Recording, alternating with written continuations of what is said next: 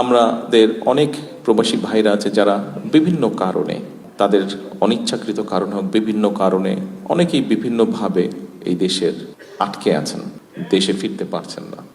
যতটুকু আমাদের কাছে হিসাব আছে প্রায় 2000-এর কাছাকাছি হবে মানুষ, বোধহয় বিভিন্নভাবে মিলিয়ে মানুষগুলো বিভিন্ন জায়গায় আটকে আছে। আমরা চেষ্টা করবো এই মানুষগুলোকে কিভাবে এখান থেকে মুক্ত করা যায়, অন্তত অন্যদের সাথে আলোচনা করব এখানকার সরকারের সাথে।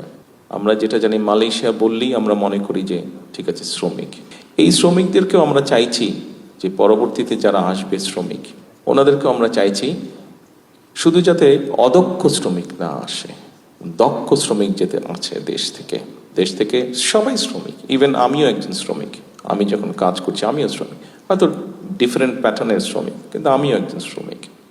কাজেই বাংলাদেশ থেকে যারা আসবেন, সেটা মালয়েশিয়া হোক, পৃথিবীর অন্য কোনো দেশে হোক, তাদেরকে আমরা ট্রেনিং দিতে চাইছি।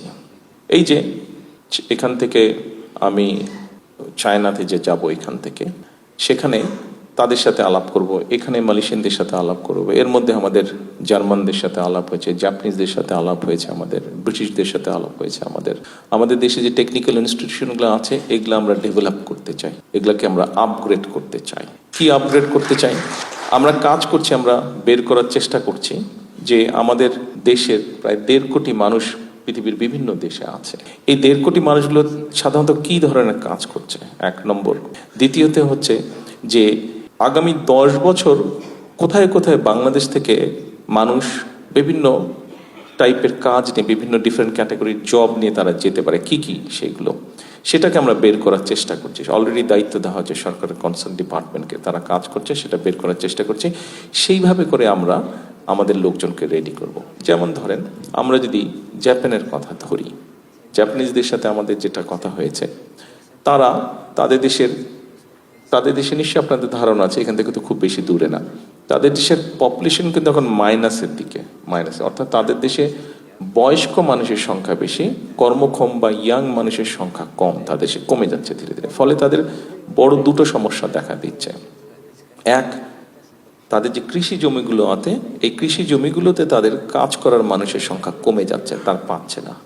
2, যেহেতু বয়স্ক মানুষের সংখ্যা বেশি, তাদের একটা সমস্যা হচ্ছে তাদের কেয়ারটেকার তারা পাচ্ছে না। বয়স্ক মানুষদেরকে যে লুক আফটার করতে হবে, তাদের মিল ফ্যাক্টরিতে হয়তো রোবট কাজ করছে, কিন্তু রোবট তো আর মানুষকে ওইভাবে টেক কেয়ার করতে পারে না। মানুষের তো হিউম্যান টাচ দরকার, হিউম্যান ফিলিংস দরকার, এখন কেয়ারার দরকার।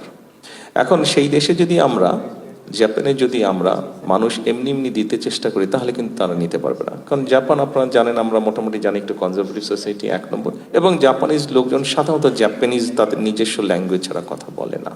তো এখন আমরা যদি সেখানে মানুষ পাঠাই, তাহলে যেটা আমাদের করতে হবে, তাদের কালচার মিনিমাম একটা ট্রেনিং দিতে হবে, 1 নম্বর।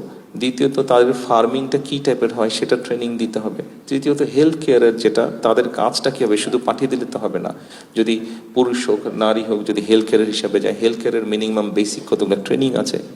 বিভিন্ন ধরনের পেশেন্ট থাকে, বিভিন্ন ধরনের এলডারলি পেশেন্ট থাকে বা এলডারলি লোকজন থাকে, এক একজনের সবার তো এক রকমের হেলথ কেয়ার লাগে না, বিভিন্ন ক্যাটাগরির আছে। এবং সবচেয়ে বড় যে জিনিসটা হচ্ছে ভাষাটা। কাজেই তাদেরকে একটা ভাষা শিক্ষা দিয়ে আমাদেরকে পাঠাতে হবে। কাজে আমরা সেভাবে করে সাজানোর চেষ্টা করছি, একটু সময় লাগবে, আমরা সেভাবে করে গড়ে তোলার চেষ্টা করছি আমাদের ইনস্টিটিউশনের ভাষাগুলোকে। ঠিক একইভাবে ইউরোপের ক্ষেত্রে বলুন, ইভেন আমরা চেষ্টা করছি আগামী, আমাদের এখানে আমাদের লেবার মিনিস্টার সাহেব আছেন বসে, আগামী 1 বছরের মধ্যে আমরা আশা করছি ইনশাল্লাহ মধ্যপ্রাচ্যে আমাদের যে সকল মানুষ যাবেন, তাদেরকে আমরা বেসিক অ্যারাবিক ল্যাঙ্গুয়েজ কোর্সটা আমরা শিখিয়ে তাদেরকে পাঠাবো, যাতে করে